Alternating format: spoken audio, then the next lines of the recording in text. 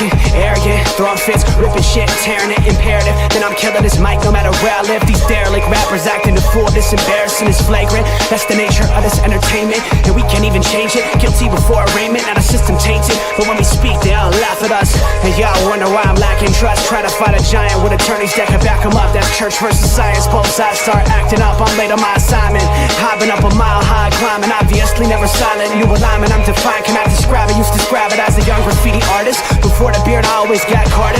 At every bar, even though my bar has been the hardest. The scars on my face, and I ain't always been the smartest. But I'll show you where my heart is. I said I'll show you where my heart is.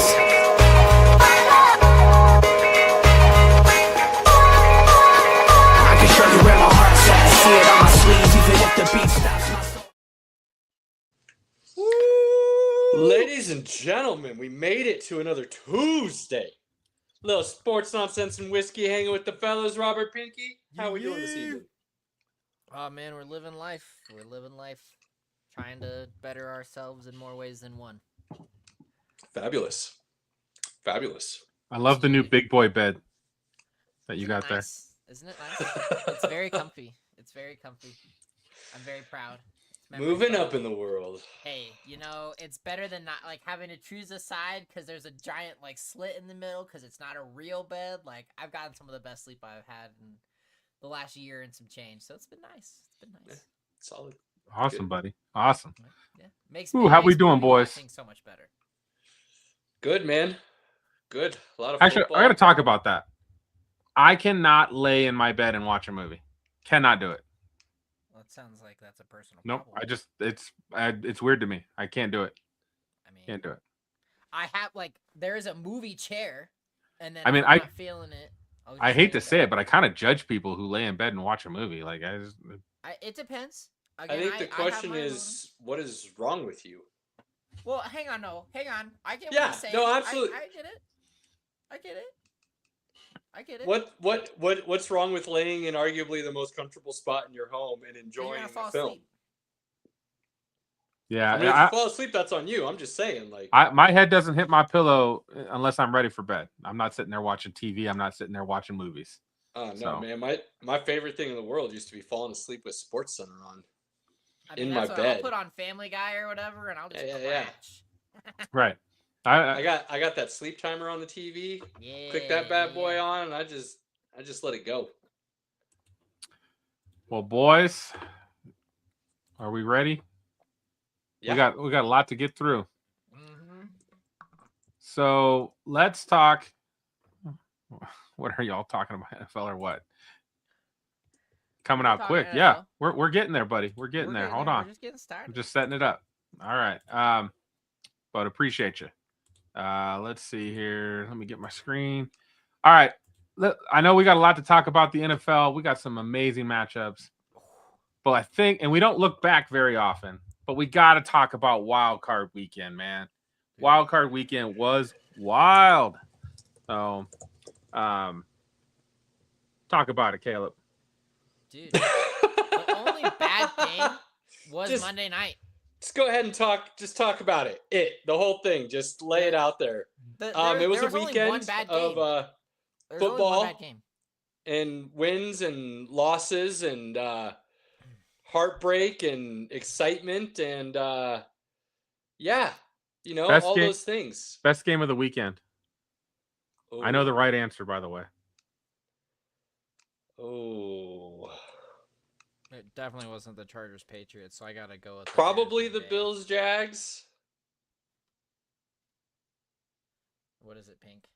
Best game was the first game, Rams and Panthers, and it wasn't supposed to be. Everybody's like, that's why it was the first game on at like 2:30. That like nobody cares game, and that was really the best game of the weekend. Back and forth, I think 5 lead changes in the fourth quarter. That was awesome. And then Stafford, like they've got Stafford mic'd up saying, "Let's go steal their soul." Like that was savage. So that was the best game of the weekend. It's Rams Panthers, so again, it doesn't have the same gravitas. Why would you say that was better than Bills Jags? Because I liked it more as the Rams were the team we felt like was going to win, and yet the Panthers kept fighting and they kept taking the lead, and then the Rams kept coming. Like, it was back and forth the entire fourth quarter. So good. It was really, all the other games have like their moments. Like the fourth quarter of the Bears, the whole game was different. You know, it was Bears had them right where they wanted them the whole time. Tale of two halves. The Jags-Bills game, it's a good game. And, it had some movement in the fourth quarter, but those last 5 minutes were wild. That the Rams-Panthers game was, the whole second half was wild. So I thought that was the best game of the weekend. What would you take away from Wild Card Weekend if you're a losing team moving forward? Let's do quick hits. Eagles, what would you take away? Well, they already fired their offensive coordinator, so they're making some changes there. You've got that dysfunctional AJ Brown relationship. They got to get him out of there. I just don't think he fits with the team mentality. Okay. Panthers.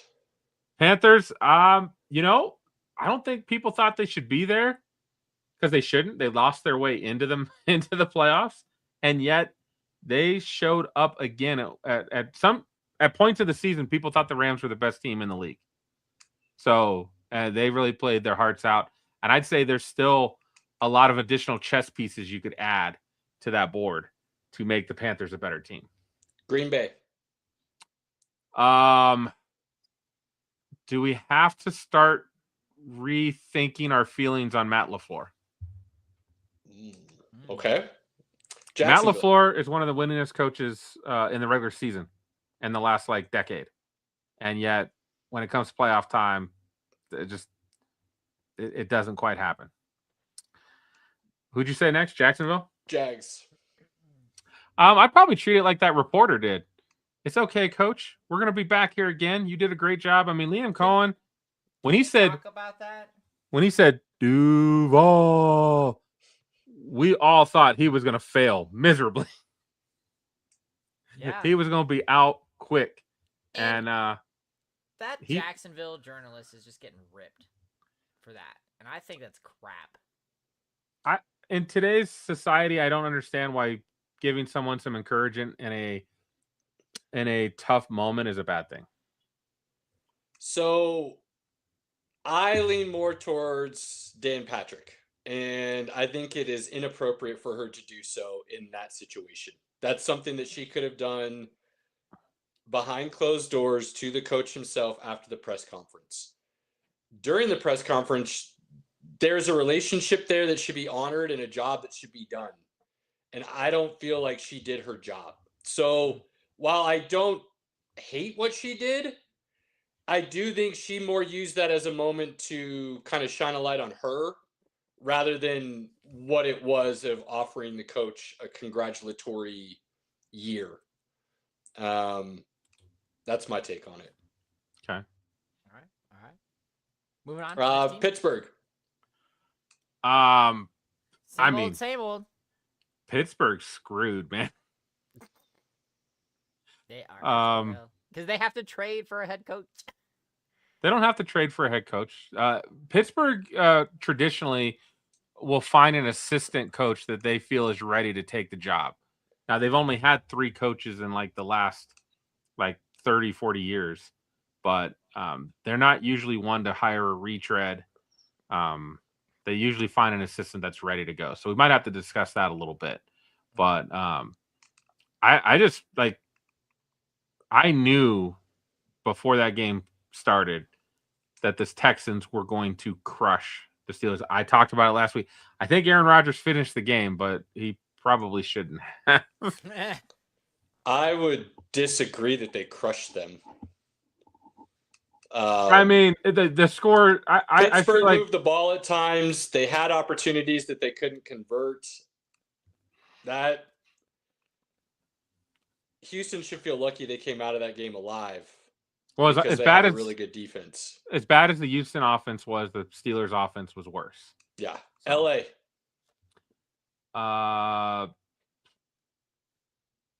LA's a tough one. Here. because I feel like there should be some optimism because they had so many dudes hurt.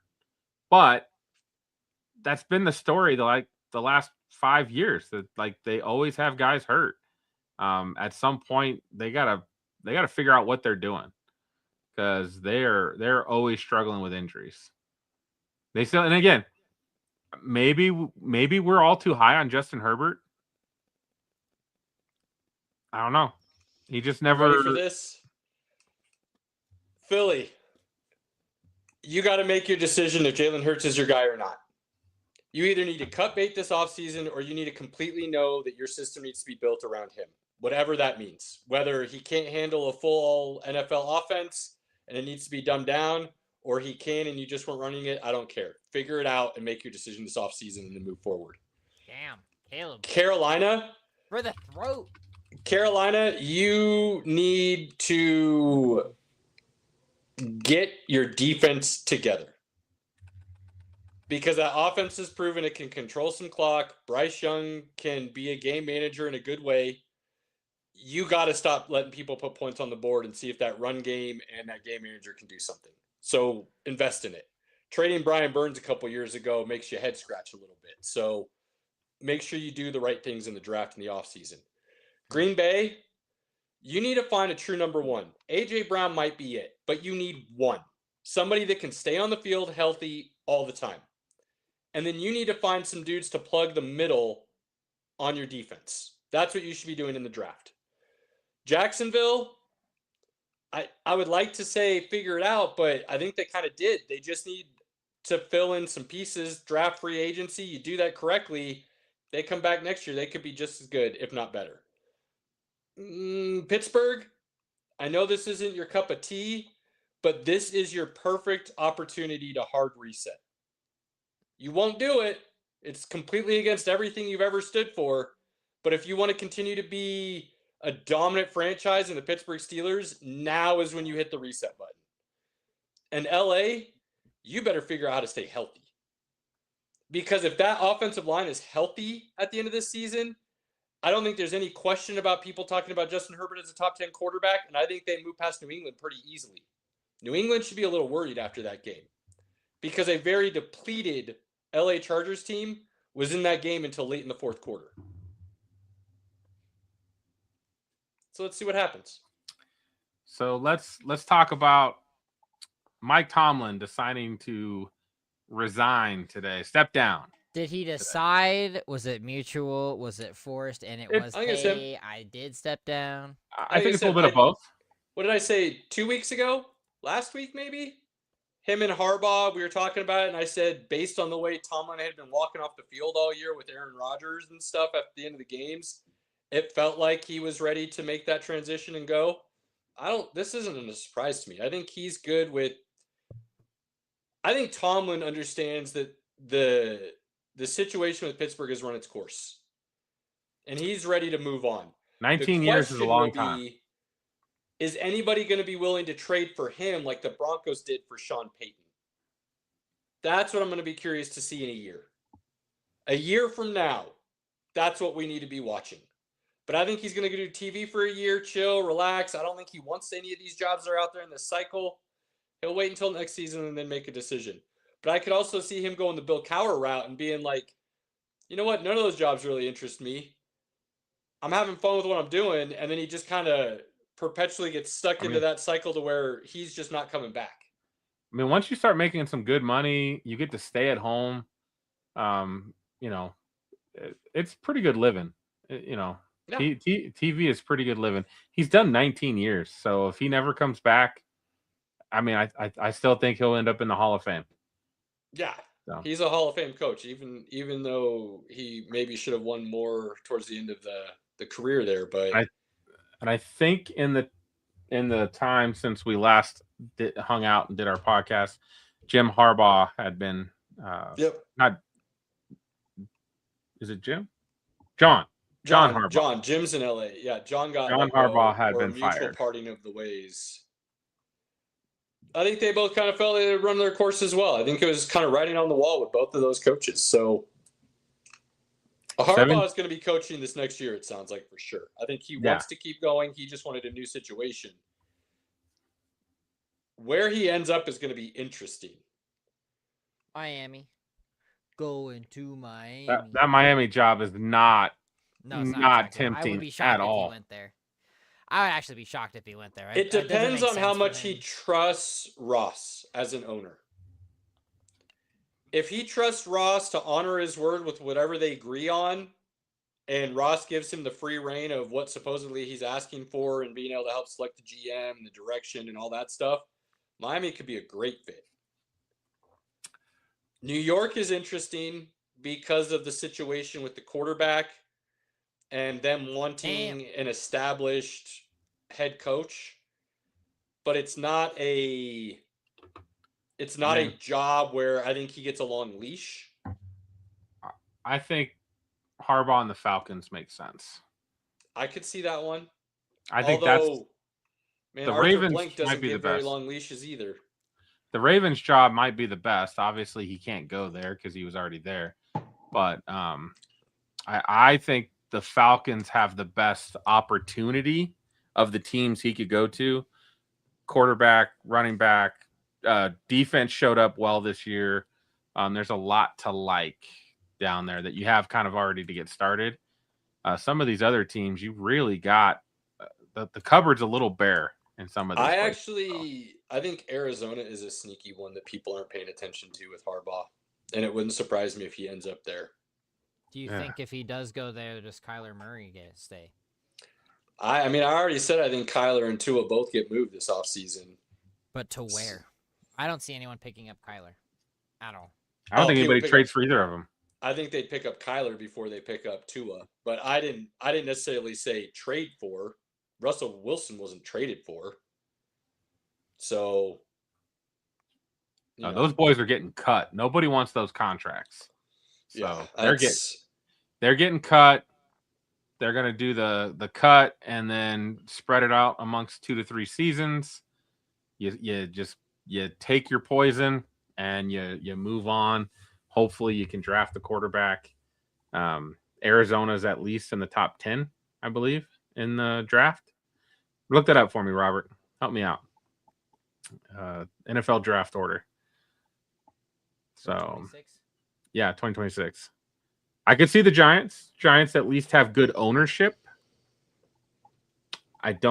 Again, we've talked about it. If you fire the head coach, you should probably fire the GM. Yeah, I'd be surprised if he wants to work with Sheen. That's what would surprise me. So that's a tough one.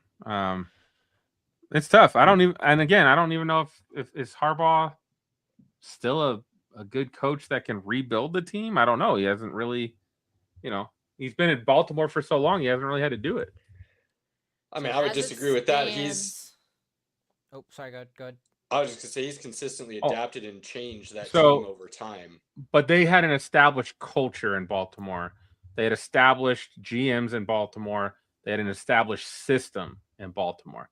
This is starting ground level of like, hey, I got to bring in my system, my values. Yeah, but I've got to change the culture. He hasn't had to change the culture in a very long time. I think that's the whole point. That's what he wants to do. That's why he wants to help select his own GM. That's why he's talked about the things, or supposedly the rumors out there are, of what he wants, because he's done it this long. He wants to kind of have that control now.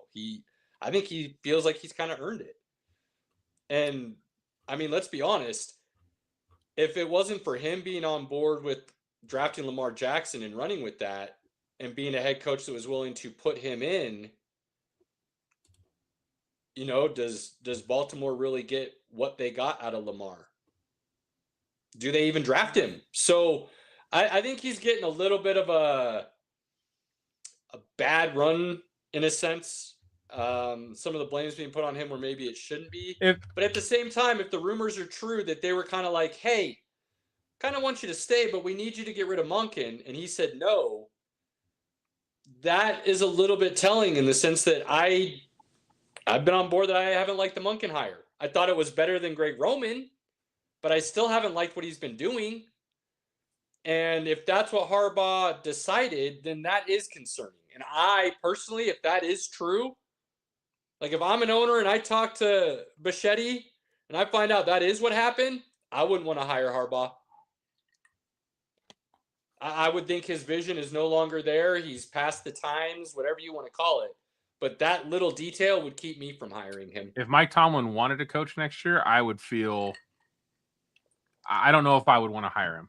I don't know if I want to hire Harbaugh right now. I wouldn't hire Tomlin either. I think I think Tomlin's a Hall of Fame coach. I've talked about him a lot, how much I think he's a phenomenal coach. But I don't think he wants to deal with a rookie quarterback or a young quarterback. I don't think he wants to try to develop and build. I think he wants established, and I think he wants veterans, and that's not really the kind of franchise I would want to be running. So, all right. So draft order. First, we'll go through the top 10. So we've got the Raiders in first, Jets in second, Cardinals third, Titans fourth, Giants fifth, Browns 6, Commanders 7, Saints 8, Chiefs 9, Bengals 10, Dolphins 11. Wow. Oh man, Bengals at 10. There's going to be a lot of offensive and defensive linemen that can get had early in this draft that are going to be really good, and there's teams that are going to need that. So it's going to be interesting to see how that goes down. I mean, Fernando Mendoza right now, everybody feels like he's the number 1 pick. I can get rid of that white light. I still think Dante Moore comes back for another year. Raiola, who just committed to Oregon, sits behind him because he's rehabbing from the broken leg. And wants to follow in his daddy's footsteps. What? He's following Daddy Mahomes because We're he wants still to go doing to Oregon. that? Yep. It's just too coincidental. Mahomes has nothing to do with Oregon. I don't. No, He so lost there to was a Ben. picture. He was wearing an Oregon jersey because Oregon beat Texas Tech. Yeah. And so there's a picture going around of it, just him wearing So now it the a few coincidence days. is that's why Raiola went to Oregon instead of Texas Tech, because Mahomes had to wear the jersey. Yeah, it's a whole thing. Mahomes, it's a whole thing. Raiola I'm just poking the bear. I'm just poking the bear. Well, Caleb, he's helped bring it on himself, so I'm not nobody saying to blame he but hasn't, him. but we've gone through like. Never mind. I'm not. No, we're not doing. Ball, so I'm just poking the bear, Caleb. I love you, buddy. The point is that, after Mendoza, who are you looking at to draft as a quarterback? I think Dante Moore is coming out because of that reason. He's getting drafted in the top 10. Even he's with not that coming out. I'm telling you, nobody wants to play for the Jets. I fully believe that. Nobody, at least not the quarterbacks, want to be a Jet. It is career suicide. Why would you come out when they have the second pick, when you could go back to school, earn your $5 million, which is more you're going to make as a rookie, and then re-enter the draft next year and probably still be a top 10 pick? Hey, pick this guy. Pick this guy. Go. Because you already know this, but I learned something yesterday, and I thought it was pretty cool. And I wish more people had the balls to do it. So I started watching part of the Elway documentary, and I was not aware that the Baltimore Colts were drafting him, and that he was like, "No, F you." I never knew that story. It's a whole thing. We don't need to get into it, but anyway, never knew that. Thought that was absolutely wild. And one of the things that I was thinking about is, why don't more players do that in today? Because the team can still draft you, and if they do, they then control your rights forever. No, not true. You have to sit out the entire year and re-enter the draft the next year. Okay. That's what Bo Jackson did. Bo Jackson got drafted number 1 by the Tampa Bay Buccaneers. Yeah, I know that. He didn't sit out just a year, though. His was 2, wasn't it? No, he sat out a year, and then he got drafted in the supplemental draft. Look it up. But Robert, look it up. Look it up. I will right now. While you do that, I will educate Robert. Yeah, please. Woo! Robert, the reason why more quarterbacks, mainly quarterbacks. I'm just players. Just players is what I'm asking. Well, most players don't have anything to fall back on to, like he did, like rely on. He had baseball. He was legit. Like he was going to the Yankees. He was in the minor leagues with the Yankees. Like, he had an option. And Eli Manning did the same thing. He didn't quite have baseball as an option, but he was dead set on, I will not play for the Chargers. Which, fun fact, did you know that Todd Helton was backup for him in college? Peyton Manning, not Eli. Or Peyton, you're right. Yeah, I knew. Yeah. That was crazy. I always loved Peyton that. Manning started playing because Todd Helton got hurt. Now, if you want to get down the rabbit hole a little bit further, I would recommend there's a 30 for 30 documentary on Elway to Marino, and it talks a lot more about the behind the scenes on Elway getting drafted, and that's really, really good. Okay. All right, added. Solid, Pinky. Just sit out of here. So, yeah, I honestly don't know why more people don't do it. Cool. That was why I just thought it was curious because I got educated and I had questions for the experts. Caleb, in today's age where guys are getting paid, you don't have to worry about that. You just go back to school and keep making your money. Man, even back then, you just didn't have a lot of options, man. Man, I'd work out and go work at a grocery store instead of playing for some of these teams because you knew they were going to ruin your career. Like straight up fact, you knew if you went there, and damn. Anyway, sorry, got us off track. We need to get back. All right, divisional round. I was going to say, you got a last moment thought about that? Divisional round. The rabbit hole is way big. Get me out of it quickly, or we're going to keep going down. So, go ahead, Rob. I was going to say, I think when was the last time that you all could recall that there was the 3 teams from one specific division in the playoffs at one time with actual, like, real chances? Happened a handful of times. I can't remember the last time all 3 then made it to the divisional round. That was my question, is the divisional round. Is when was the last time that 3 of the same from the same conference, whatever? I realized that this morning. I was watching Good Morning Football, drinking my coffee, chatting with the wife, and I was like, wait a minute. Hold up. Wait. All 3 NFC West teams are in the divisional round. Mm-hmm. That's crazy. Crazy. I feel like it had to have happened before, or people would be talking about it more. You know what I mean? I mean, a lot of people are talking about it right now. 4 times in league history. 2025, 2022, Giants, Cowboys, Eagles. 97, Vikings, Buccaneers, Packers, when it was the old Central Division. So I was a year old. Cool. Hold on. And 92, Cowboys, Eagles, Washington. They all made the divisional round, or they all made the playoff? All made the divisional round. Wow. That was 4 times. Cool. So I've gotten to experience 1. Well, now 2 in my lifetime because I was 1 when it happened the first time. All right. Well, we've got I'm sorry. Can the Bears keep doing this? Can they keep kind of playing like crap for 3 quarters and then just pulling a rabbit out their ass and Well, we've been asking the same question about the Broncos. Fair. I mean, if we're gonna call it, I want to call it because the Broncos have been doing the same, and we've been saying the same exact thing about them, but the Bears are doing the same thing. And the difference, Robert, is perception or not. The Broncos are considered to have a good defense that is stout and can hold up, where the Bears have a defense that is built on turnovers. Okay. And that's, I think, where people are making the distinction. And for lack of a better way of saying it, looking at the Bears is more fool's gold because they have to rely on something that is not guaranteed, where people think the Broncos defense can kind of bend but not break. Understood. Not saying it's correct, but I think that's where that distinction is coming from. Okay. Cool. I appreciate it. What do you think is going to happen in this game, Robert? Bears and Rams in Chicago. To be quite honest, I think the Bears get humbled a little bit. I think that they definitely have a small little wake up call from the Rams. And with Matthew Stafford just kind of being the man that he is, I don't think that they are quite to that caliber to play against a team that has been a constant in not only the playoffs, the divisional, but also the Super Bowl.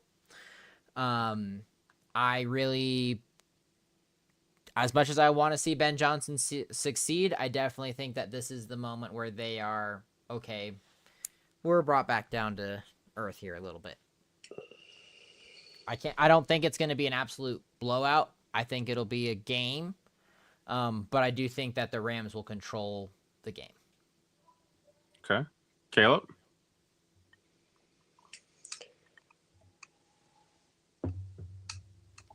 I'm thinking this is around like a 31-20 game Rams. Rams just don't really turn the ball over. And that secondary in Chicago is going to have a lot of work to do to keep up with what's coming their way. If they were playing a quarterback that was prone to make some mistakes, I could actually see myself picking the Bears in this game because it's at home. And that's not Matthew Stafford. And he played in the NFC North for years. So going and playing outside in cold weather isn't going to be an issue for him. You're talking about arguably the league MVP, who many believe if he goes on a run this year and wins a Super Bowl, enters his name into the top 10 all time and could be considered one of the best to ever play the game.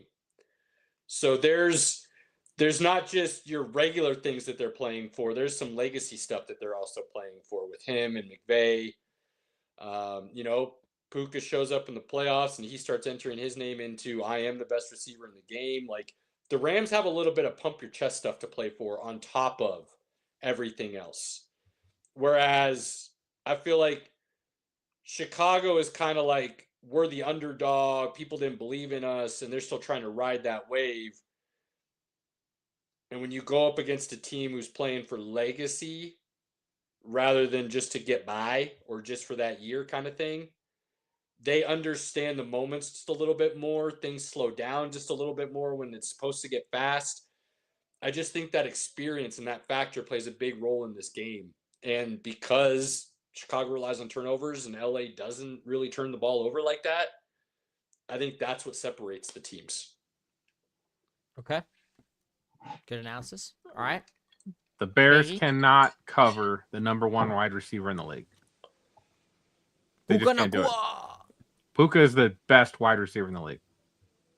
Best hands, best routes. Really?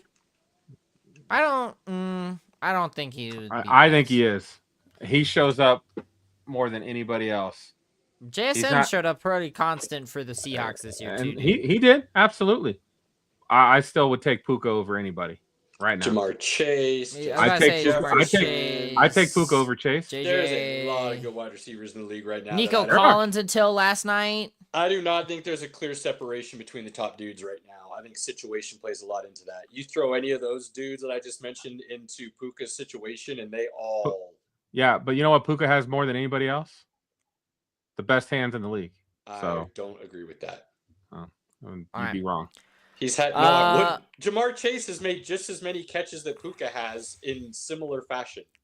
There's quite a few guys. George Pickens has made just as many spectacular catches as Puka has. So to flat out just say he's the best hands in the league, I think that is a wild statement. It's not wild. To say you're just wrong if you don't agree with that. You don't have to agree with it. It's just a fact. It's absolutely not a fact. Absolutely not a fact. There's a dude on his team who might have better hands than him. Not this year. Devontae Adams does not have better hands than him this year. He's dropped a lot of balls. He dropped 2 in the game the other day. Broncos Bills. What are we thinking? We're not talking Broncos Bills. We're talking Seahawks 49ers. Oh, no. We're doing NFC first. We're doing NFC first. I moved on. NFC Pinky's first. throwing out crazy statements. I moved on. Okay, anyway. Seahawks 49ers. Are we going to get another great game like we did the other week? I really hope so. They didn't have a good game the other week. That game was awful. No. It was like 13-6. It was awful. Oh, no, you're right. No, Seattle kind of controlled that game. I see very much similar fashion, but I see the Seahawks scoring more. Yeah, I just feel like they kind of got their number this year, and that's Look, I thought San Francisco was going to lose to to Philadelphia. So this isn't me trying to like down the Niners, and really, maybe me picking against them is exactly what I need to do for them to keep winning. And them losing and not getting home field advantage all the way to the Super Bowl is exactly what they needed to do so that they can keep winning and go to the Super Bowl. I've already said that offense might be the best offense in the league. The way they've been playing, with how consistent they are, Purdy giving the ball to anybody and everybody when he's supposed to, McCaffrey looking like one of the best, if not the best running back in the league. I'm not worried about them scoring. I'm worried about that defense, that sieve of a defense. And if A.J. Brown catches one of those two balls, San Francisco may not walk out with a victory. I don't think Seattle has the same problems. I think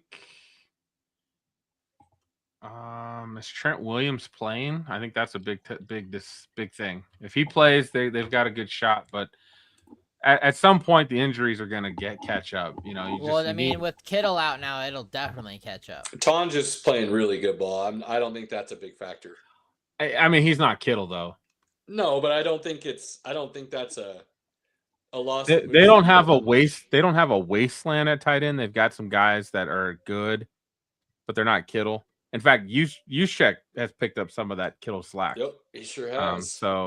I just think the Seattle defense has the 49ers number, and that's a big deal. But it is a division game. Weird shit happens in division games. But I got to go with Seahawks. I got to go with the home team. Oh, I don't know. Feels like a 2017 game, something like that. I can see that. The Seahawks are going to run the ball. And I am fully confident in Sam Darnold not making a mistake that's going to cost him. I'm fully confident in a great game manager type of performance from him. For those of you that haven't watched this, are you going to take that and hot clip it? Just know that what we consider a game manager is very different than what the common nomenclature is out there in the talking heads world. So you want to be a game manager in today's NFL, and we say you're a good game manager, that is high praise from us.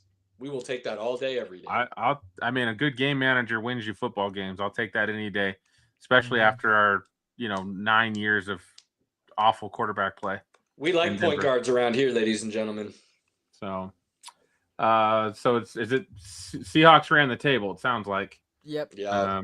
Patriots and the Houston Texans.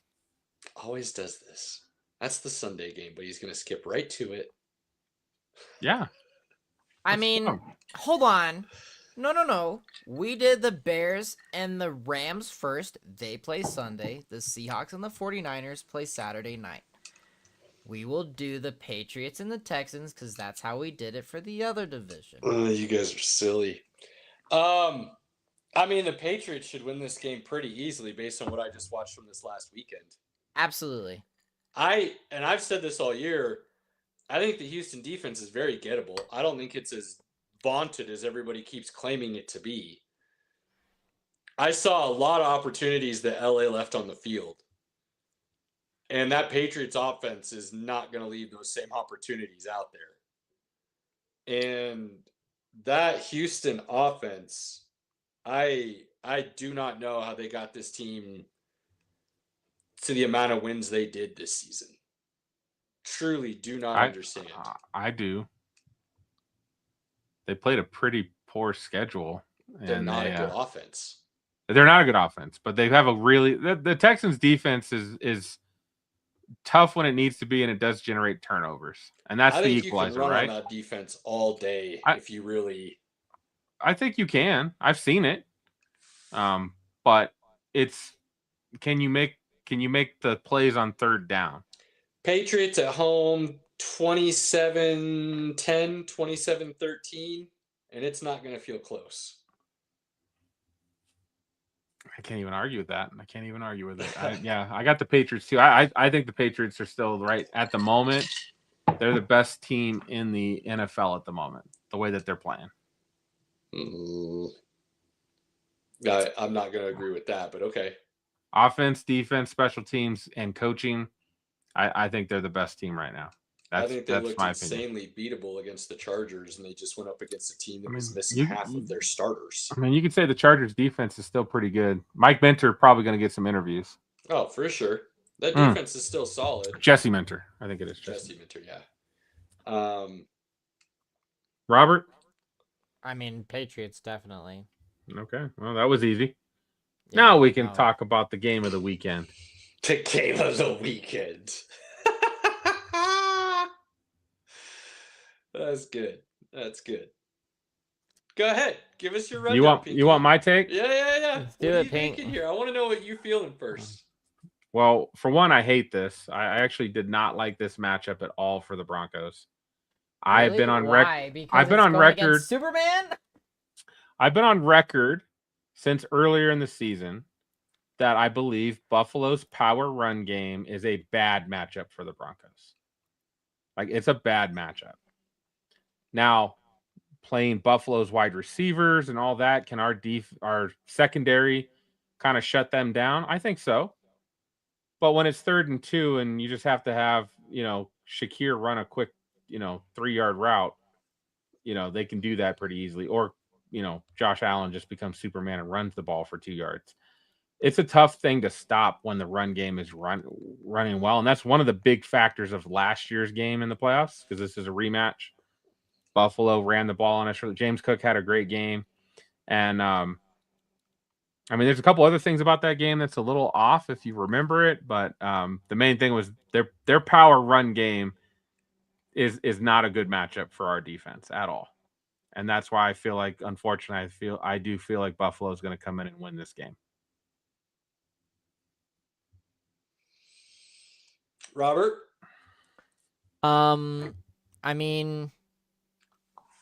Just like we talked about with the Bears earlier, the Broncos really can't play good 3 quarters of football until the 4th quarter, and the Bills can play constant 4 quarters. And I really just think that Josh Allen.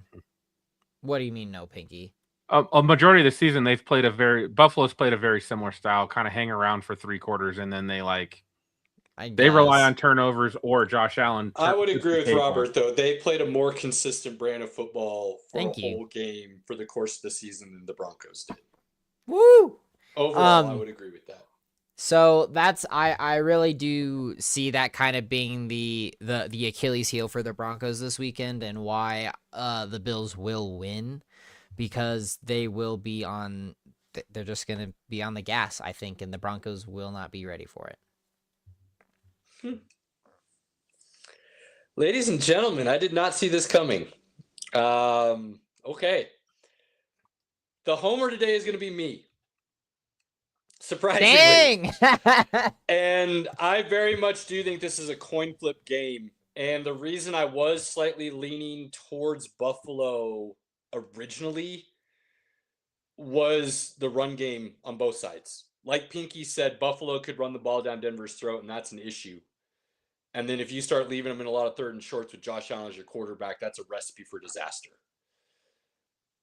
I'm also insanely nervous, and this is nothing new for me, but the Denver Broncos offensive play calling and lack of a consistent run game, which is Buffalo's weakest point on their defense,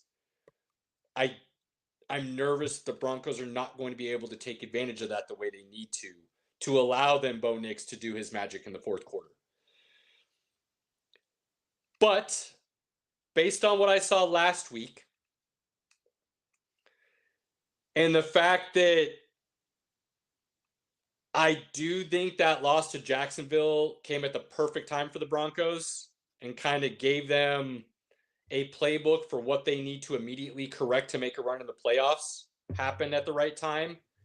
They then got to take that script and apply it towards what Buffalo was doing to Jacksonville last week and kind of see how that works.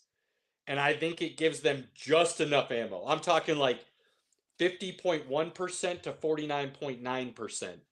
Just enough ammo for the Broncos to get over the edge because they will be at home. Now, if this was in Buffalo, I would be picking Buffalo.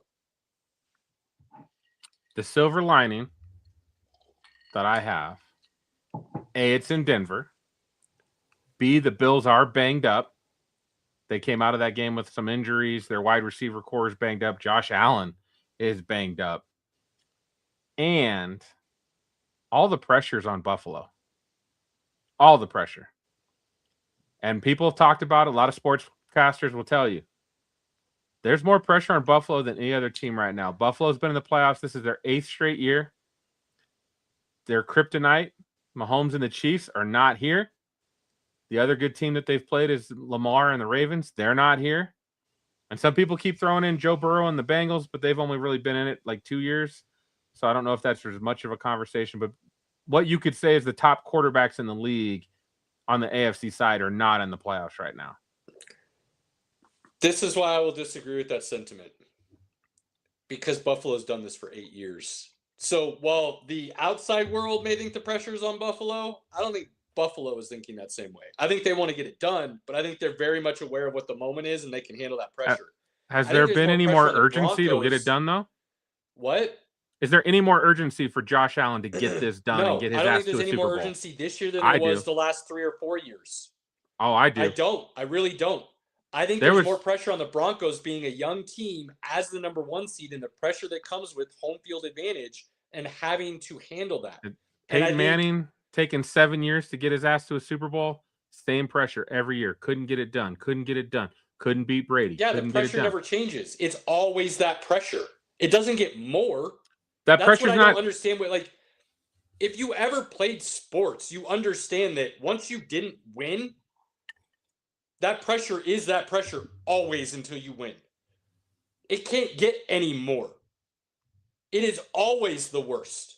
It is always at the highest level because you didn't win. So I just don't see that.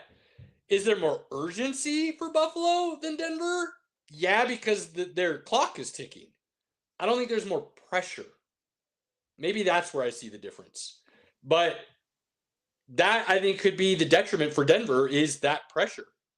And that's why I don't see this being – Denver should win this game based on injuries, their defense. Like, this shouldn't necessarily be that close of a game. So, I don't know. But, like, this is why we love it, though, right? You're seeing this completely different than I am. And we're talking about the exact same thing. A lot of teams, when they're under this kind of urgency and this type of pressure, can fold under the pressure. And to me, Denver is playing on house money. Nobody, except for me and Robert, picked them to have this good of a season. So, which, funny enough, we're like, yeah, we're going to pick them to have a great season, but they're going to lose here. I think this is a bad matchup for Denver. If Josh Allen can play Superman for one more game, then Josh Allen can play Superman and go win the Super Bowl. Well, that is not out of the realm of possibility. If he gets banged up like he did in that last game, I don't know if he'll make it out of this one. I do, though. So you boys got Buffalo winning. I got Denver by the hair on their chinny chin chin. I'll take it. An AFC Championship game in Denver, I'll take it. Go figure. That's the only game we don't agree on. Right? Yeah. It's the only one. And I'm wearing all my Denver gear. I still love my boys. I hope they win. I'll be excited and cheering my head off. But hey, I think if anybody was questioning our abilities to be objective, I think that shows that we're willing to at least look at other perspectives. So even though their co-hosts call him out at the beginning of the season, giving us a homer take, but it's fine. It's okay. But we showed him up, though. We did show him up. We need to put that on a frame, and that needs to be in Caleb's background because he needs some freaking personality. All I know, if Denver was playing any other team in the AFC this weekend, I would pick Denver. I do like Denver against every other team. Buffalo's the one team in the playoffs that I do not like. Camera? Look at that. Hey, yeah! 14-3. 14-3. Not just actually, that, you know what? Hey, can I pick the losses and the wins almost identical too? It's pretty good. And I'm curious, Caleb, because you do have that out with the 8 teams that are here. What are their records for what we predicted, and what are they actually? That is interesting. Let's look. So Philly, we had at 15-2. That didn't happen. No, I'm talking divisional. Who's left? What was their record? Oh, my bad. Divisional. Yeah. San Francisco. LA 11-6, San Francisco 11-6, Seattle 11-6. We had Chicago at 8-9. They overperformed. Okay. Buffalo 13-4, Denver 14-3, Houston 10-7, and New England was at 9-8. And they overperformed this year as well. So, all right, cool. I was just curious. I wanted to know. Divisional round normally brings us some really good games, so we should have some great football this weekend. And then on Monday, we get to close out the week with the college football championship game. Let's talk about it. Indy. Indy has gone so nuclear dominant that people have now skipped all the way to their cheating on a high-end dark web level of counterintelligence. It is mind-blowing. They started with, well, yeah, everybody's too old, and that's why they're winning. Because they couldn't use the stars or the recruits or anything like that. So then it was everybody's 23 or 24, and that's why they're winning. That statement didn't stick very well because they started realizing there's a lot of kids like that on everybody's team. And then they had to move all the way to supreme cheating. And not just like sign-stealing cheating. Like, we are paying high-level hackers to video surveillance your practices and your plays and steal your playbooks off of your digital assets. And, like, it's absurd. That's how dominant Indy is right now, that people are believing that they're into a scandal. It's pretty nuts. It's pretty nuts. But I think that's one thing that folks always have. Like, let's be honest. It's because it's Indiana. Yeah. If it was any other team, this wouldn't really be a thing. But it's Indiana, and people are like, I don't understand. They've got, 5 4-star recruits on their whole team, and they've got like barely anybody that we recognize from a national standpoint, and they've got a coach that we're like, who's this guy? And like nothing matches up. I understand it. Like, you're trying to grasp at straws of like, how are these guys good? How are these guys this good? And so they've got to come up with narratives that make it to where they're this good because they're cheating. So Binky, let's just lay it on the table now. Do your Canes have a chance? So they have a 10% chance, and it relies on one thing,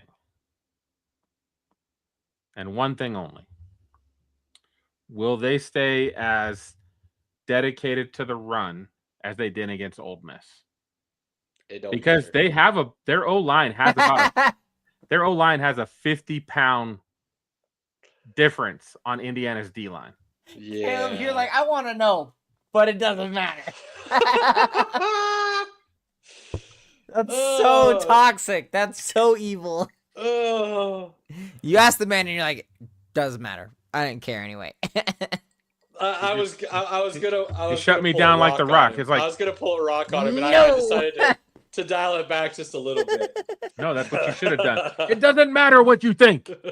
It don't matter. I really wanted to, but then I decided I was gonna let him talk it out. But no, I don't think it matters at all. I think Indiana's gonna boat race them. They're on a mission to prove to people that you should have recognized this a long time ago. Like back when we were talking about it in October, you should have been talking about it as well. And you didn't. And you kept making excuses, and you kept giving reasons, and you kept saying why they can't instead of why they can. And I'm looking at this ending in like a 45-10. I am seriously looking at, and here's the thing, guys. This has nothing to do with talent, okay? This is simply the fact that Indiana does not make mistakes. They have a game plan. They execute it flawlessly, and teams might think they're with them, or they might have them for maybe a quarter and a half. And then all of a sudden something happens and everything unravels. And it happens every single time. And it's about to happen to Miami. And I fully believe Carson Beck is going to Carson Beck this game. As Pinky likes to say, he's going to go back to the pumpkin that we believe him to be. And I don't see any way Miami keeps this close come second half. This game, I fully expect to end up like the 96 Nebraska championship against Florida. Wow. That's what I expect this game to look like. Well, for the uneducated who weren't born in 96 until July, can you it was like a 64-24 blowout. I mean, how many tackles can one man break? There's the Georgia TCU game from a couple years ago. Yeah, but everybody expected that. That's what everybody was predicting. That Nebraska game is now considered, that team, one of the best, if not the best, college football team to ever play. But going into that championship game, majority had Florida winning. And I think that's what this reminds me of, because I think there's still a lot of people who don't want to pick Indiana just because it's Indiana. And that's what people were doing in Nebraska. If you weren't Nebraska, you hated them. And you picked against them. That's just the way it was. That feels like what people are doing with Indiana. Miami's established. Miami's part of the blue blood, or they're right on the verge of that. They are college football. They should have no issues with this. They have the recruits.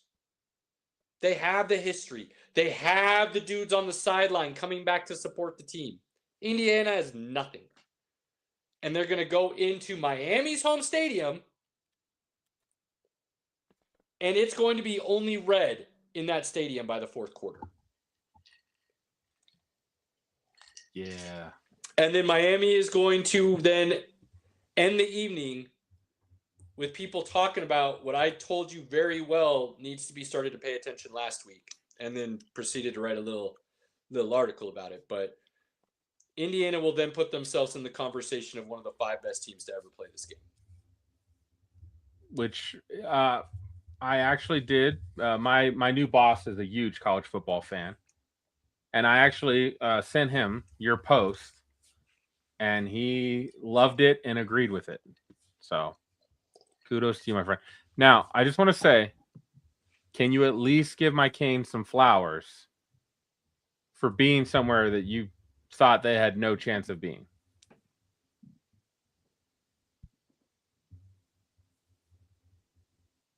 No? Not at all? Damn, he said silence. Crickets. I'm not. They were the underdog in every single game they played, and here we are.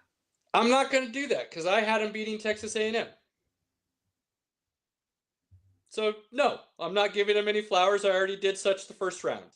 I admitted that I was wrong in the second round, and we're moving forward. Lame. Hey, Damn. I already did. I already gave them the flowers they deserved. Nothing but a hater. That's not hate. That's speaking factual. You literally cannot give my dudes flowers when they do anything okay. They haven't. So let's not go down the flower road, okay? They haven't. They haven't done anything good in years. Mom, let's not. Is that you? I'm let's coming. Not do that. Let's not do that. Don't do that. Did you need me to take out the trash? Cornhuskers are in a tough situation, and Dude, yeah, let's not. We don't.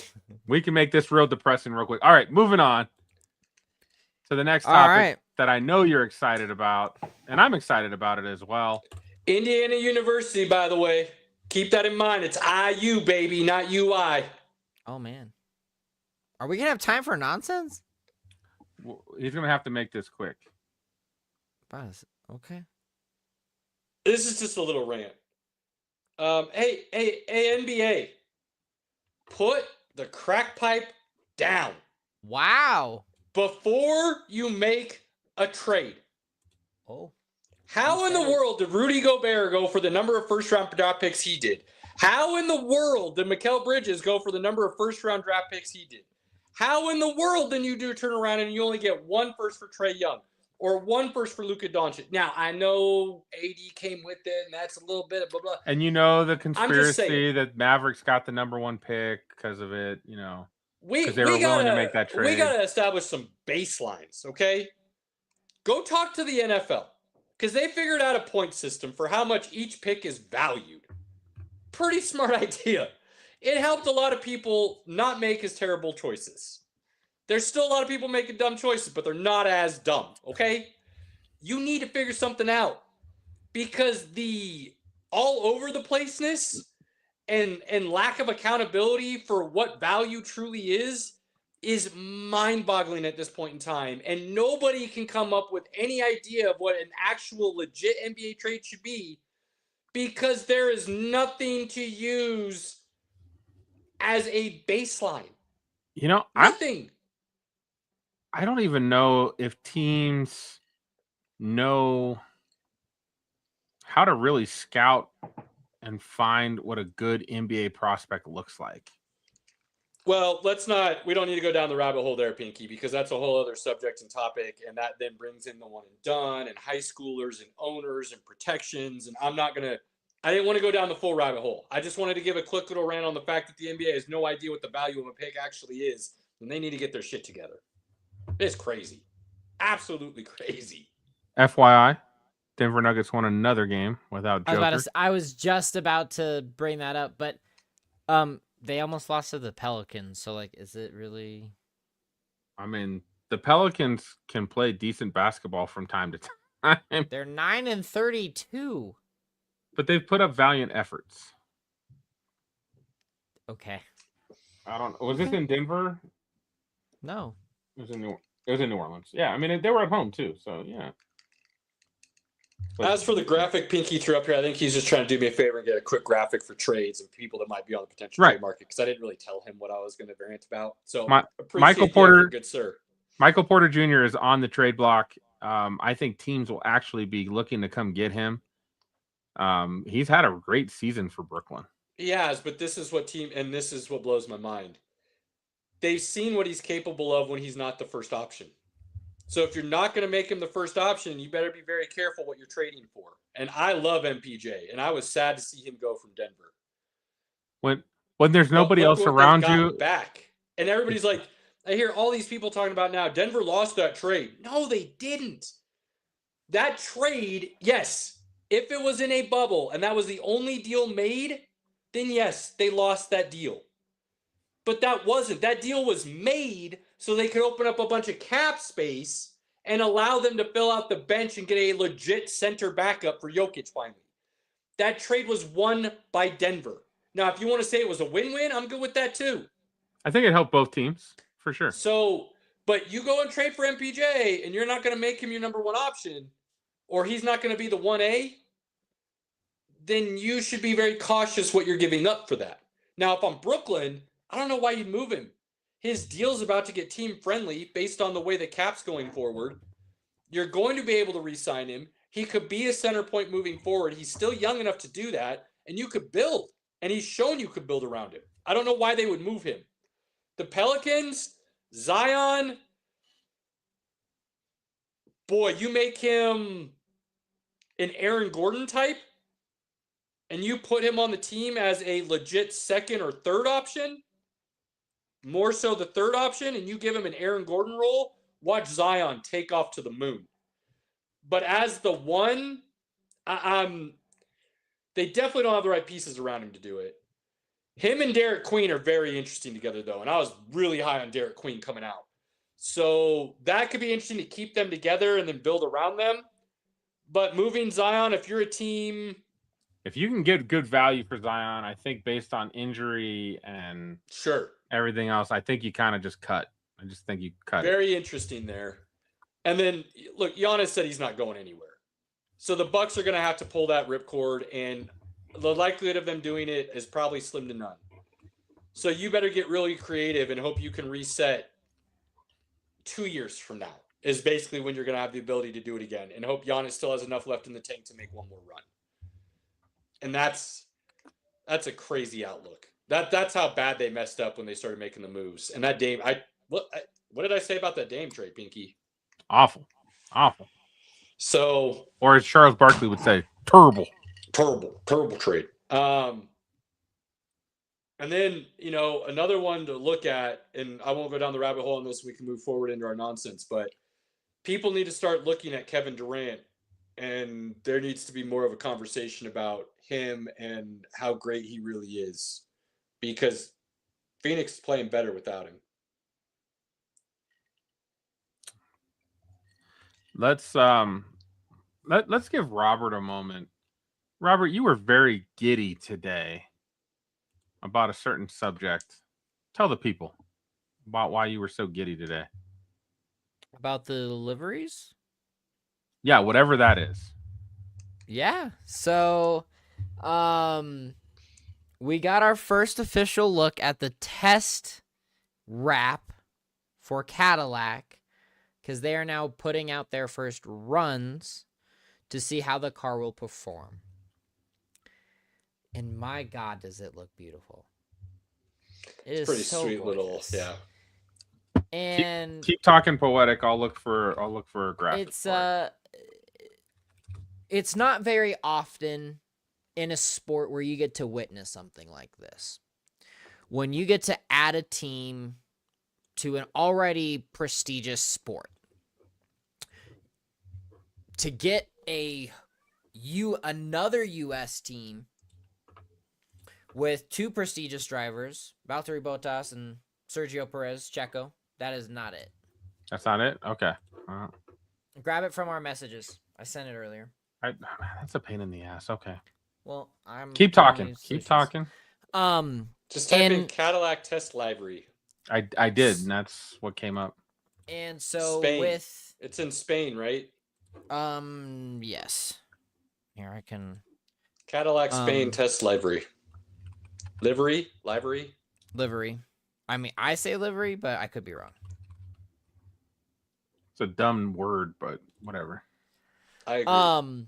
So I'm excited to see what happens. This is a brand new car. Caleb now has a team he cares about. He got two drivers he gets to support. And again, it adds another variable to the grid, which is already chaotic. The first race is March 7th, and we are now every week pretty much going forward getting test runs of every team and getting our first look at the cars. Caleb, have you gotten to hear any of the new vehicles yet and what they sound like? Not that one. What are your opinions? Because I think they sound awesome. I'm on the fence. They're unique, but I'm on they the fence a sound little bit. so cool. How about that? I am very much. No, I sent it. I got it from our messages I put here. It's at the very front. I don't know how you're not finding this. I typed I was in about to Google, say. and it's like one of the first images I find. It's not any of the images. So I'm sorry. I got it. It's in our messages. I literally put Anyways, it for you. anyway, I am very much a natural aspirated type of sound guy. And this has a almost spaceshipy. I know, that's so kind of cool. Whoosh, kind of. So I don't know. I'm gonna have to hear some real like laps, like really let it wind up, roll off, and kind of see how the sound echoes out around the track after a couple, and then decide. But right now, I would say if you put me on the spot, I'm gonna say I'm not a fan. Ooh. So I'm torn a little bit. We'll see. That's bold. It's bold. We'll see. I'm liking the spaceship sound. The new designs of the car I really like. And again, the schedule, I think going forward here, we should have the Red Bull announced this weekend, the 19th, I think, on Monday is when it should be here. Yeah, there we go. That's the one. Thank you, Pinky. I appreciate you. A very unique design from Cadillac. So yeah, all those little lines are words, by the way. That's all lettering. That's all lettering. It's like a book written onto that. It's pretty sweet. And so, yes, here today is the 13th. So on Thursday, we will have the Racing Bulls and Red Bull reveal their car launches, along with some test liveries like we have from Cadillac. I'm getting excited. I didn't get to participate in this last year with just kind of coming into the sport on the first race, but I'm here for it. Getting to see already what Cadillac is doing. Not only were they running simulations on the grid for the last races, we're finally getting looks at the cars. The drivers are starting to do their interviews. The whole Hot Ones episode with him and with Bottas and Checo, that was hilarious. Caleb, if you haven't gotten to watch that, do yourself a favor. It's hilarious. But we're getting ramped up for another great season here, March 7th. So it's coming around quick. I have a feeling that F1 is going to become a big staple in our conversations like the NFL is. So I'm hyped. I'm hyped. So excited. I still need to build my last few Lego Speed Champions cars so I can complete my collection. But we're getting close, ladies and gentlemen. I'm on pins and needles already. Now, for the best part that everybody's been waiting for, and I hope you two did your homework this week because nobody brought it up in the chat. I'm looking at Pinky specifically. This guy did. That Fallout episode, though, and that Deathclaw. Yeah, I brought it up in the chat, and you guys ignored me. Oh, did it? I missed it. I'm sorry. I've had some things going on, all right? I'm studying. My mind's been all over the place. I haven't gotten to be as active as I want to be. But that Deathclaw and Maximus is in some position. He's kind of screwed. Is he though? I think so. I think this is the point in the season where they move Maximus away from the Brotherhood and get him more involved in some of the other characters of the show. Get him back to Brotherhood's Lucy. About to annihilate themselves. Civil War. Yeah, he just walked away from them, just completely destroying themselves. So that's a good plus for him. I think he's got an idea of what that world is really like now, and his buddy, who's now a ghoul, has an even better idea because he was out there even longer. It's going to be interesting to see how they decide how they're going to go find her now, because that's what's going to happen. But how does that play out, and what does that lead to, is what I'm interested to see on their little journey, and how they're able to complete that or even start it really. And I actually have a theory that, based on, I'm guessing here, I don't really know the lay of the land, like I didn't play the games or anything, but I'm kind of guessing here that kind of where his base was with the Brotherhood and where her brother and his little crew that he's leading have ended up are somewhat in an area where they'll end up meeting up. And that becomes kind of a partnership that moves forward. That's how I'm seeing Maximus play out right now. Fair enough. His immediate next steps, at least. I just love how well they are doing this. It really has not only tapped into a lot of the game world, but it's also going for a lot of world building on its own, because you got to see a totally different part of the US because we went to Alaska and then we encountered China. So, and now Lucy's a drug addict, and that's going to lead to some interesting things too. Is the entire world gone to hell or just America? No, the entire world is shit. It is done. So Vault Tech launched everywhere.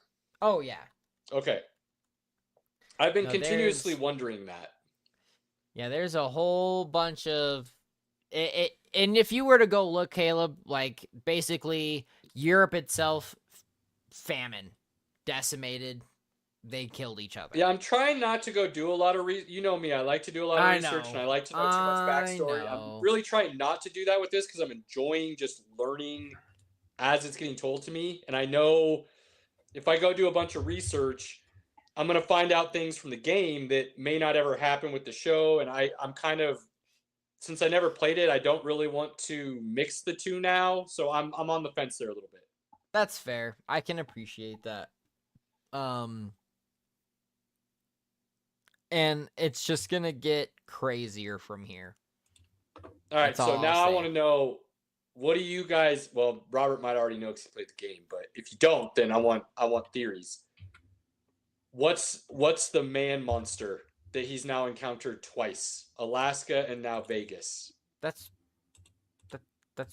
what I just meant. It's called a death claw. Oh, that's what that thing is. That's what that is. That's a real thing. Yeah, you fight. So that there's in the multiple game. of those, like in the game. They will ruin your day. I so hate it's just them. a monster. Yes, it sucks. I was hoping it was something like right hand man to the dude who caused all this, and it was an experiment gone bad. And like it's his brother or something that has to be kept around, and everybody's. So it's just some other monster. Yeah. Vault-Tec created it though, I'm guessing, and it was an experiment gone bad. If I remember right, I think it's a result of some of the nuclear things that happened. It's before that. Yeah, because it was in Alaska. Yeah, it's before the nuclear fallout. So let me double check. It's been a minute. Like I thought it was a Vault-Tec experiment gone bad that got out somehow up there, and he's now seeing it again. No, yeah. So they're basically engineered by the government. It wasn't by Vault-Tec, but yes. Okay. They were before the nuclear fallout. Yep. So good.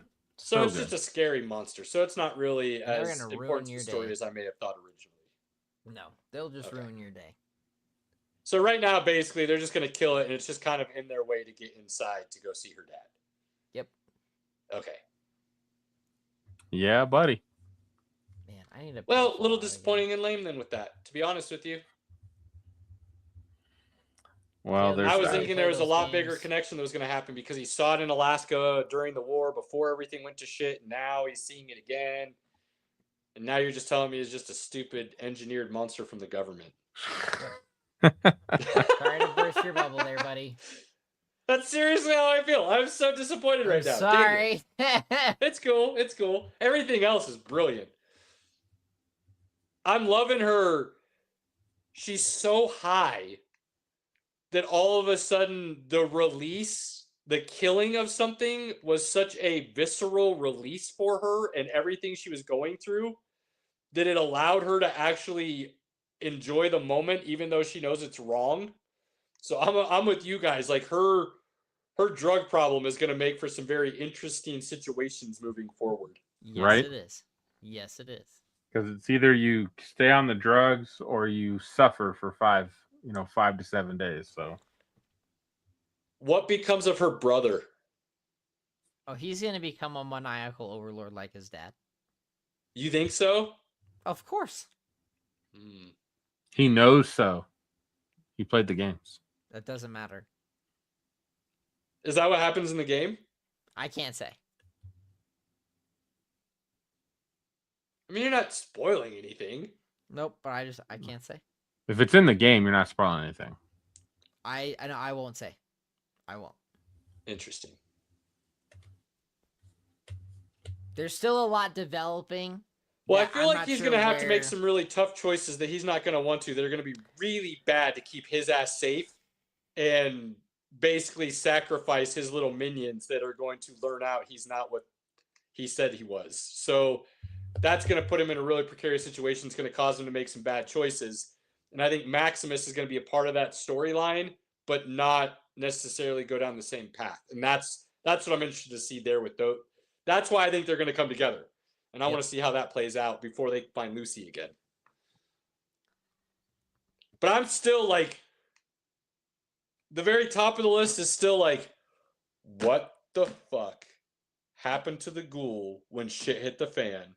And how did he become the ghoul? And where the fuck is his family? Like, you could ruin every other storyline. And as long as you ace that one, I'm still going to be all about this show. That's awesome. I love it. That's so good. Well, Pinky, I will say, outside of Fallout, there is the Chris Pratt, Jessica Ferguson movie coming out called Mercy. That looks interesting. I forgot that was coming out here in a couple of weeks. I'm possibly willing to go see that. because I need to go to a movie theater. I've got an itch that needs to be scratched. I haven't been, so need to go. I have not been in a while as well. I think I went and saw. What did I go and see? I went and saw Avatar. So you went and saw Anaconda. I went and saw Anaconda. That was fun. Yeah, Anaconda was. I've not gone to see Anaconda yet.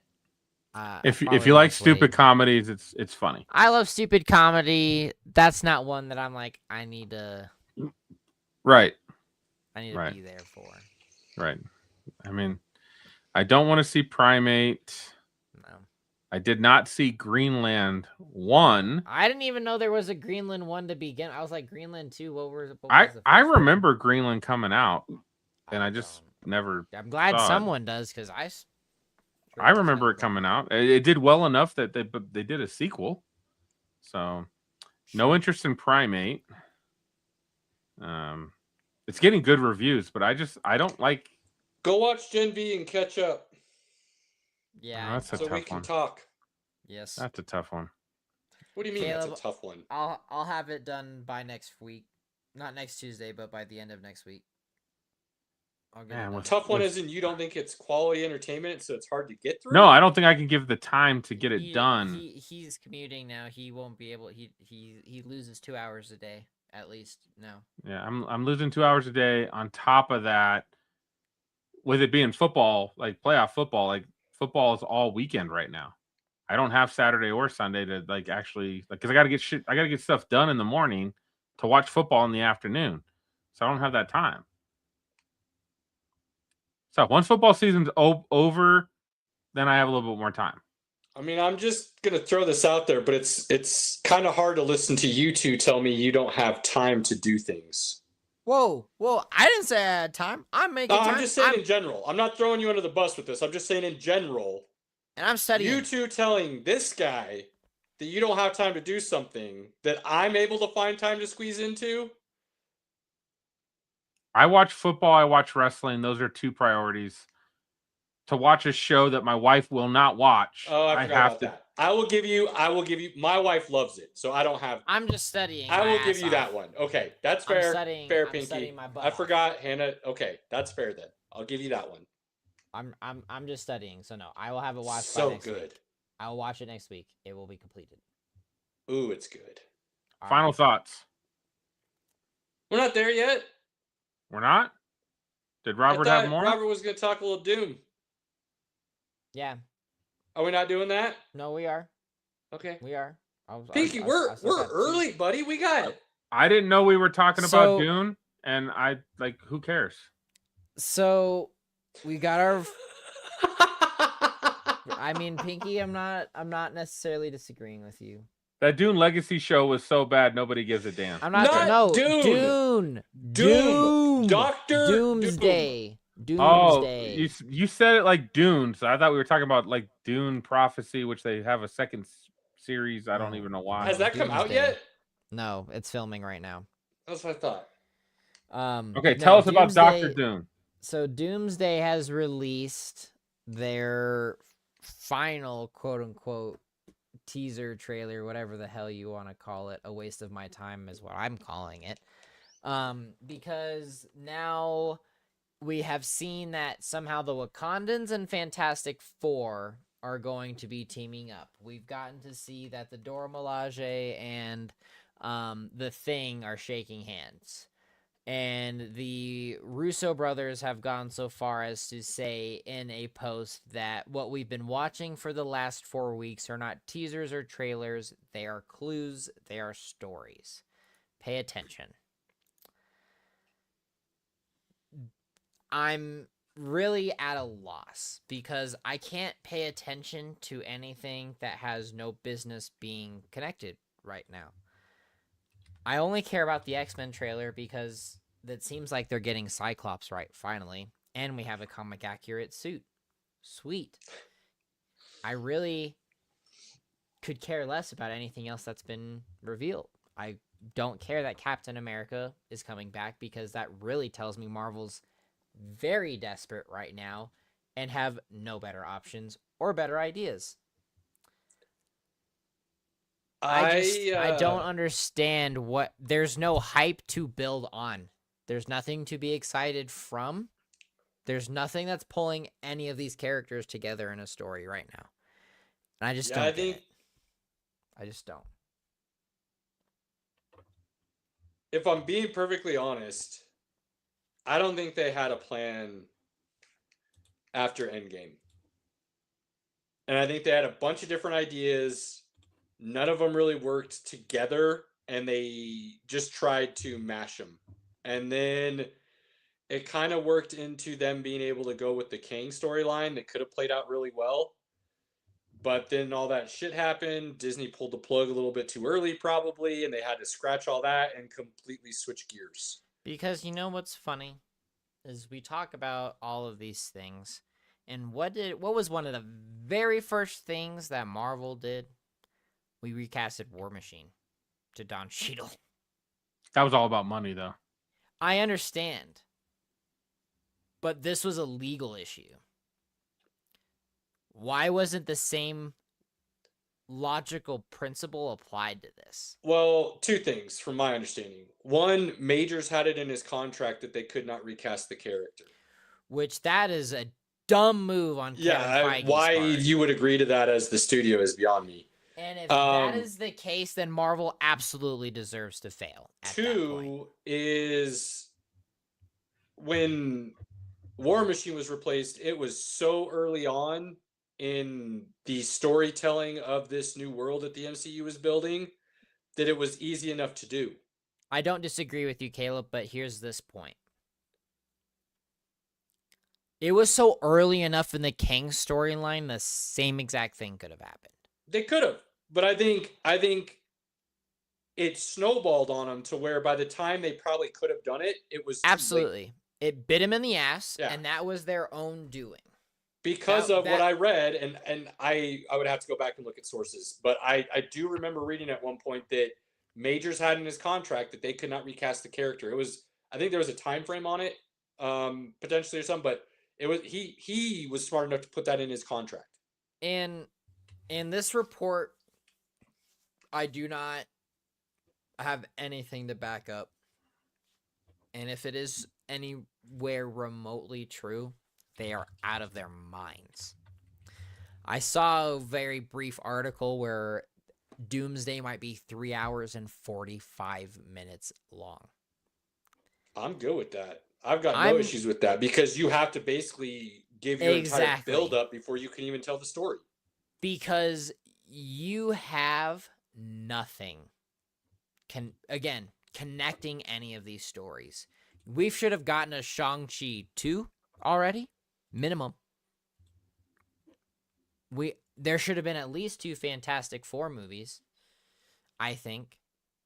I think them not building off of everything they did with the Eternals was a giant mistake, regardless of how it did in the theater. I think it was still movie. Really quality stuff that they were using for world building that they just completely abandoned. They've made a lot of missteps, and I think, like I said, I don't think Feige had a really solid plan going into phase 2, regardless of what they say. And I'm not a big fan of the Russos, to be honest with you. I don't have any faith in them. I was not, and I know, again, I live on islands. I get it. I didn't think Endgame was that good. No, I'm with you. I agree with you on that, Caleb. I don't think it holds up. I think Infinity War was really good. Endgame does not. I thought that then, and I think it now. And I thought Endgame wasn't that good then, and I think it wasn't that good now. I'm the guy who said the prequels for Star Wars were great back then, and now everybody's kind of come around to that. I don't think the Spider-Mans are good. I'm still living on an island on that. I at least try to stay consistent, right? Real quick tangent on that, bringing up Star Wars. Hayden Christensen confirmed today that tear when he's standing in the Jedi Council was all him, and it wasn't direction. And George Lucas is like, I like that. Let's keep it. And I'm like, yeah. Hayden Christensen knows what he's doing. That's my boy. Everybody realizing he's actually a good actor, and he played the most angsty, perfect version of a young Anakin that you possibly could have, and they were giving him shit for it the whole time. And I kept saying, I think that's what he was supposed to do. That's my boy. It's my boy. Anyway, you want to shit on Jar Jar? Fine. Like I can listen to that. I may not agree with it fully, but I can at least listen to it. Totally. Everything else about the prequels, though, I'm not having. Anyway, going back to Avengers in the 3-hour 45-minute storyline, which I am preparing you both. So Caleb, you already have an 11th month notice. Pinky is right to some degree. It is Doomsday because Messiah and Doomsday come out on the same day. No. So you best believe that my ass is Are you serious? Absolutely, right my now, they're man. scheduled to release the same day? It is Doomsday, my man. Dude, what is Marvel thinking? Uh-huh. Seriously, Yeah. what are they... That seems like a terrible idea by the studio. You're going to lose to Dune. You're going to lose miserably to Dune. Yeah.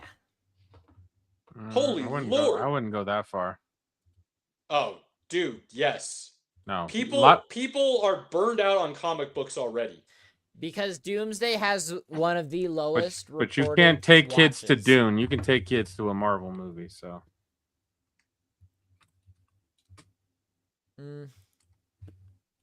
I don't know about that. That's a true statement. Not if they do Dr. Doom any justice. Parents are going to come out of that movie going, don't take anything under 12. You know they're not going that dark. But yeah. So literally, as of Sunday, you have 11 months, Caleb. For what? That is when Doomsday and Dune release. So yeah, you better make sure. Why are you giving me an 11-month countdown? Because you need to make sure you're free so we can go see all of this. There's no way that's happening. It will. That means the wife has to be free too. I'm not going to be allowed to go see either one of those movies without her. You have 11 months to find a babysitter then. Man. That's the week before Christmas, man. He ain't doing that shit. Oh, that might actually work out really well then if that's the case. But I might not be here. I'll probably be in Phoenix, but the grandparents will watch the kids if that's the case. Ooh! Hey, if that's the case, though, when I come home, but at least you'll be able to talk about it. We can talk about it. All right. Okay. All right. My cards. Right. This is how we'll play them. Again, there's 11 months. 11 months. I thought you were trying to get me prepared for the timeline. I'm like, bro, I'm the dude who prefers the director's cut Lord of the Rings and thought 7 Years in Tibet was a great story we're sitting down to hear. So we're good on time. 11 months. 11 months. You need to make sure that you have time and make sure you get to see these movies when they release. Because the minute that they are out, that Tuesday, I don't care if you're here. Spoilers. Everywhere. No. Everywhere. No, we have rules. No, you can't do spoilers. We changed those rules. Pinky, what's our rule? You started this a while ago. Is it 14 days? You can't give out spoilers that quick. That's just not right. I want to say Pinky used to say it was a 30-day time frame before we could talk about it on the podcast because he had to get people time. Way too long. You missed the hype on everything by then. I think that used to be Pinky's rule though. 30 days. Way too long. Well, we'll have to set a new standard, but you can't be talking about it 3 days after the release. Definitely not. Then the following Tuesday after that, then. We'll see what happens. Or maybe we do a special separate episode where we just record us talking all spoilers. And you take it or leave it. Who knows? Final thoughts, gentlemen. Robert, run it. Man, life is busy. Playoffs are busy. I haven't had I don't even know what a weekend is right now. It's just always something. I'm tired. I'm ready for a break. Welcome to adulthood. But all these sports, man, I'm so excited. I'll happily sacrifice sleep for sports any day. So. Pinky.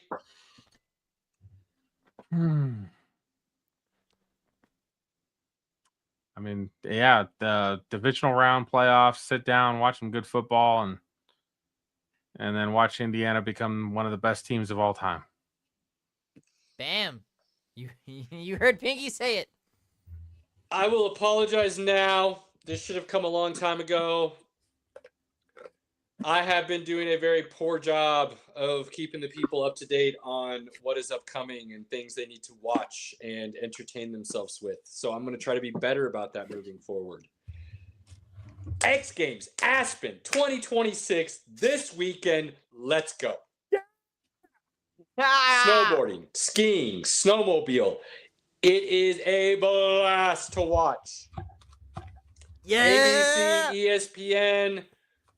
And the Olympics start here in a keeping few on your weeks tablet too. or something while the football's on the big screen. I know I'll have it running all weekend. I believe it starts Friday night if I'm remembering correctly, and it'll run through Sunday night. So X Games Aspen 2026, and then there's some other big news. Looks like some live guys will be rejoining the PGA Tour, and we'll see how that plays out. But check out X Games this week with all the other football and everything else going on. On that note, while you're doing that, do it with your inner circle, your family, loved one, friends. Spend that quality moment and time with them whenever the opportunity presents itself. Do not take those moments for granted. Please, if you see buttons when you're watching this, hit all of them. Like, follow, share, support, subscribe. Thank you, thank you, thank you. We can't thank you enough for anyone out there supporting us in any way. We know ball. Whether you agree with us or not is a completely different situation. Until next week. Football, basketball, baseball, nerdball. Let's do it.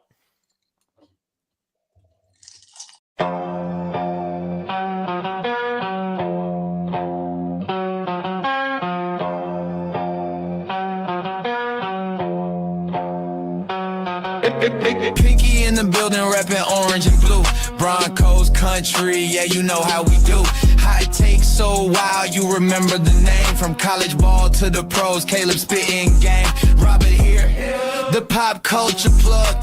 From comics to racing, pour the drink in the mug. Sports, nonsense and whiskey, yeah, bold talk. Good laughs and a glass in the air. Sports, nonsense and whiskey, right? Kick back, tune in, take a wild side stride.